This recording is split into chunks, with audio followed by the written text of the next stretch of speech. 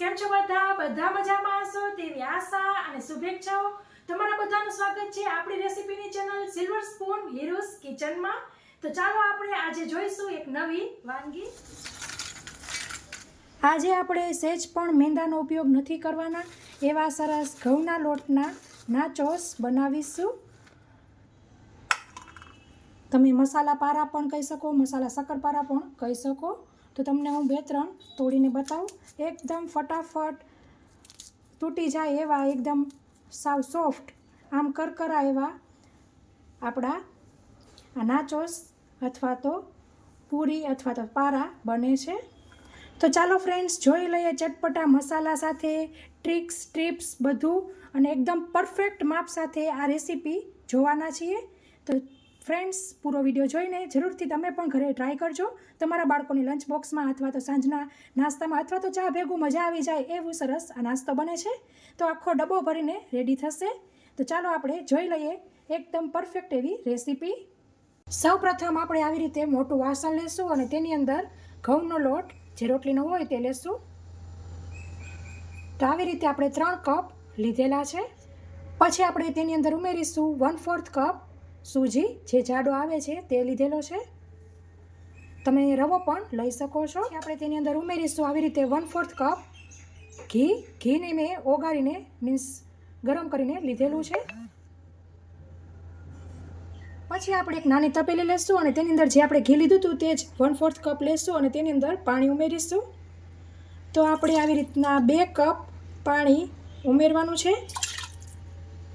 હજી આપણને કપ જોશે પણ આપણે તે પછી ઉમેરીશું। તમને હું બતાવું તે પ્રમાણે તમે કરશો તો એકદમ પરફેક્ટ જ બનશે। અંદર 1 ટેબલ સ્પૂન સફેદ તલ ઉમેરીશું, 1 ટીસ્પૂન જીરું ઉમેરીશું। આવું કરવાથી તમારા તલ અને જીરું ક્યારેય પણ તેલમાં છૂટા નહીં પડે। તમે તરતી વખતે ચકરી હોય કે પૂરી હોય કે ગમે ત્યારે તમારા તલ અને જીરું જ્યારે છૂટા પડી જતા હોય તો આ ટ્રીક જરૂરથી ફોલો કરજો, એકદમ મસ્ત ટ્રીક છે। હવે આપણે આને ગરમ કરીશું।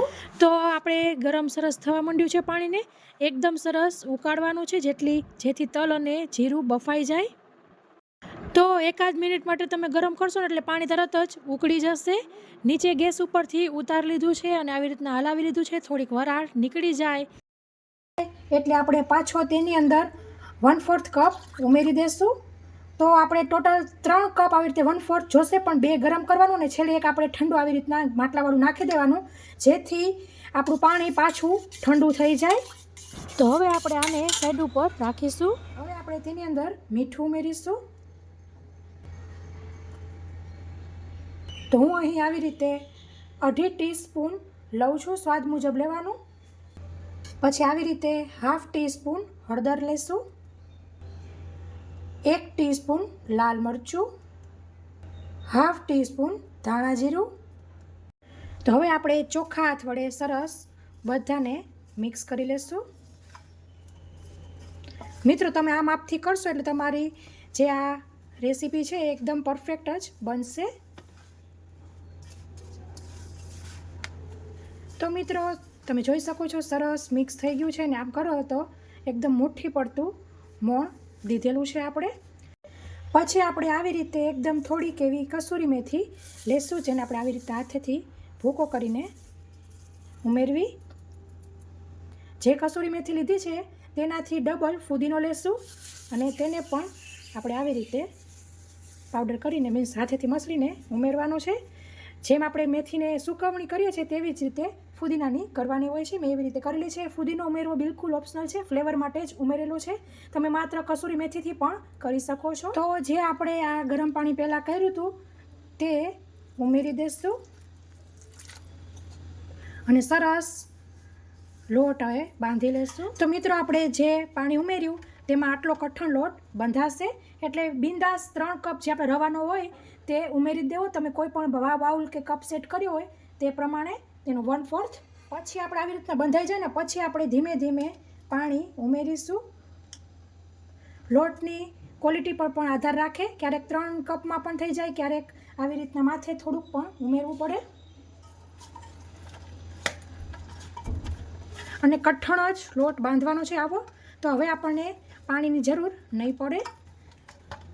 તો આવી રીતે સરસ લોટ આમ એકરસ થઈ જવો જોઈએ, આમ વ્હાઈટ ન દેખાવો જોઈએ.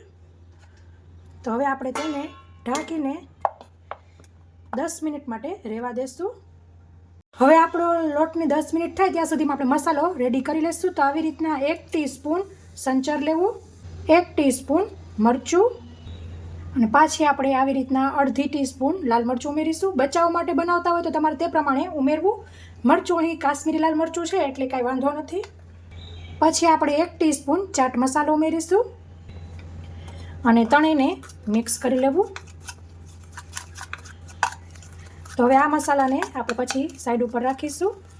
તો આપણી 10 મિનિટ થઈ ગઈ છે, ખોલી લઈશું અને એક વખત પાછું મસળી લેવું. આવો કઠણ જ લોટ બાંધવાનો છે, એમ લાગે કે આમ પરોઠા જેવો આપણી સરસ પૂરીઓ તાવામાં બનાવતા હોય એવી.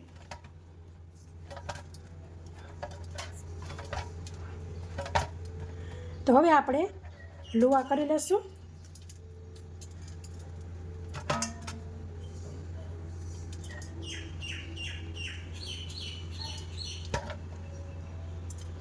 તો આમ આપણે 5 લુવા થશે. હવે આપણે તેમાંથી એક લુવો લેશું અને આમ કરીને સરસ ભેગું કરવાનું.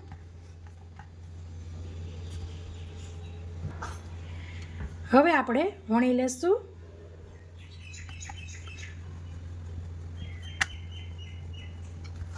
થેપલા કરતા હોય એવી રીતે પાતળું કરવાનું છે. તો આવી રીતે થોડુંક વણીને સીધું ડાયરેક્ટ પાટિયા પર જ લઈ લીધું હતું ને તેના પર સરસ વણી લીધેલું છે. પછી આપણે ફોક લેશું અને આપણે આવી રીતના રેન્ડમલી કરી લેવાના છે પ્રિક.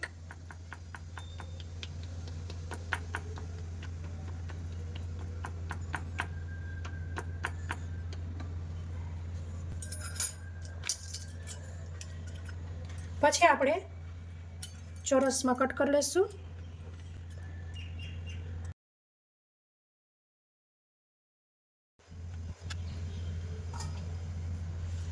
તો સરસ ચોરસ કરી લીધું છે. તો હવે આપણે આવી રીતના 2 આંગળા જેટલું રાખીને કટ કરીશું.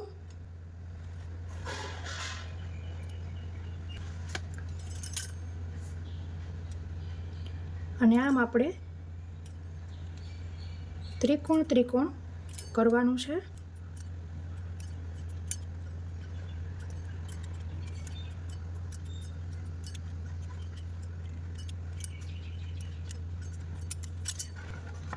તો તમે જોઈ શકો છો આવી રીતના આપણા ત્રિકોણ રેડી થઈ જશે. કેટલી જાડાઈ છે તે પણ તમે જોઈ શકો છો.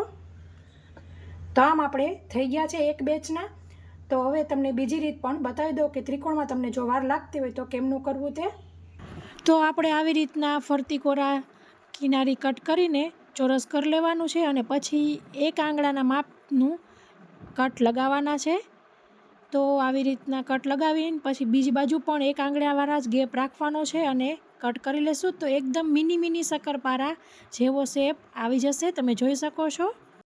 તો આપણે એક ત્રિકોણ કર્યા અને એક આપણે આવી રીતના નાના શક્કરપારા જેવું કરેલું. તમને જે ઠીક લાગે તે તમે કરી શકો છો.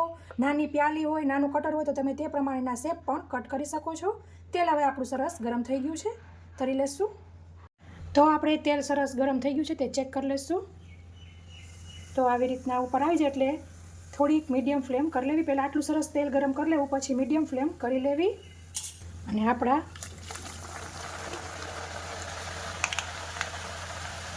કટ્સ બધા ઉમેરી દઈશું.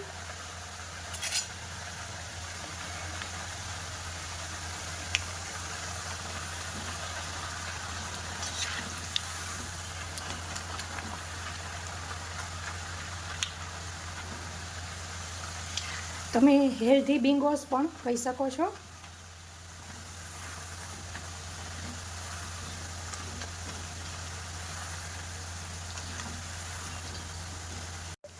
વચમાં એવું લાગે તો તમે ગેસની ફ્લેમ થોડીક ફાસ્ટ પણ કરી શકો છો. તે આપણા પર આધાર રાખે કે આપણને ખબર પડી જાય કે તેલ હવે ઠરવા માંડ્યું છે કે શું. બબલ્સ પરથી પણ ખબર પડી જાય કે બબલ્સ બેસવા માંડે અને આપણને એમ થાય કે કલર બલર હજી નથી આવ્યો, તો ગેસની ફ્લેમ ફાસ્ટ પણ કરી શકાય. તો ફ્રેન્ડ્સ તમે જોઈ શકો છો સરસ કલર ચેન્જ થઈ ગયો છે, બદામી થઈ ગયો છે. આપણે તેને કાઢી લેશું. બનાવ્યો તો તે છાંટી દેવો.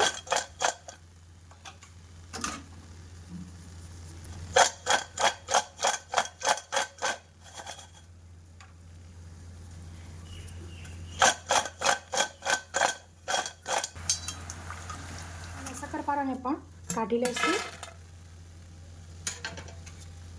તરત જ ઇન્સ્ટન્ટ મસાલો છાંટવાનો રહેશે.